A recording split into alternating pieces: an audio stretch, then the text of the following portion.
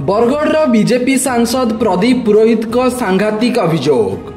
नवदास को परिवार उपरे चाप सृष्टि करुछि बीजेडी।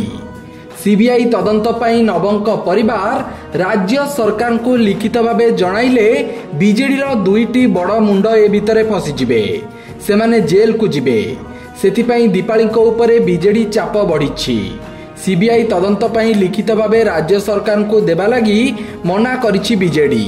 एभली सांघातिक अभियोग आज आनिछंती प्रदीप पुरोहित। से आहुरी कहिछंती दीपाली दास बीजेडी रो चाप कारणरू सीबीआई तदंत पाई राज्य सरकार को लिखित भावे जणाई पारुनांती। नवदास को हत्याकांड को नहीं दुई जनक ना चर्चा रे थिला। जणे आईएएस अधिकारी थिले जे मुख्यमंत्री हेबार स्वप्न देखुथिले, आउ जणे बीजेडी रो बड़ नेता थिले जे सारा राज्य को चलाउथिले। से दुई जनक मध्यरे बुझामणा होइथिला। नवीन पट्टनायक आवर्तमान रे मुख्यमंत्री हेबाकू सेमानक भितरे बुझामणा होइतिला। हेले काळे नवदास मुख्यमंत्री होई जिबे, सेथिपई सेमाने नवदास को रास्तारू हटाई देले। गोपाल दास जरिया रे नवंकू जेउ माने मारिले सेमानक विषय रे राज्यवासी जानिबार अधिकार अछि। जदि सीबीआई तदंत हेबो ताले ए घटनार पर्दाफाश हेबो।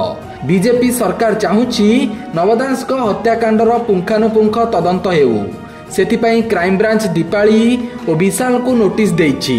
पूर्वरु राज्य सरकार पक्षरु कुआ जाइतिला सीबीआई तदंत पाई परिवार पक्षरु लिखित भावे दिया जाऊ, ताकू राज्य सरकार ग्रहण करिवे। दीपाली भी कहिथिले परिवार सह विचार विमर्श चलिछि, खूब शीघ्र राज्य सरकार को लिखित भावे जणाइबे। किंतु तांको उपरे बीजेडी चाप सृष्टि करुतिबारु एबे से लिखित भावे राज्य सरकार को जणाई पारुनांती बोली प्रदीप कहिसंती। एने दीपाली किंबा तांको परिवार रो कौनसी प्रतिक्रिया मिल पारि नाही। तेबे गतकाली नवदास को झियो दीपाली दास और पुओ विशाल दास को नोटिस करिथिला क्राइम ब्रांच। जदि तदंत रे किछि आपत्ति थाए ताहेले एने सप्ताह भितरे हाजर होई जणाइबाकू क्राइम ब्रांच नोटिस करिछि। तेबे पूर्वरु नवदास को पत्नी और पुओ निज बयान रे नवंक हत्या पछरे षडयंत्र थिबा कहिथिले भी क्राइम ब्रांच से दिगरे तदंत करि नथिला। एबे क्राइम ब्रांच दीपाली और विशाल को नोटिस करथिबा बेले सेमाने कोन पक्ष रखुचंती एबे ताहारी उपरे समस्तक नजर। Bureau report, Satyapath news.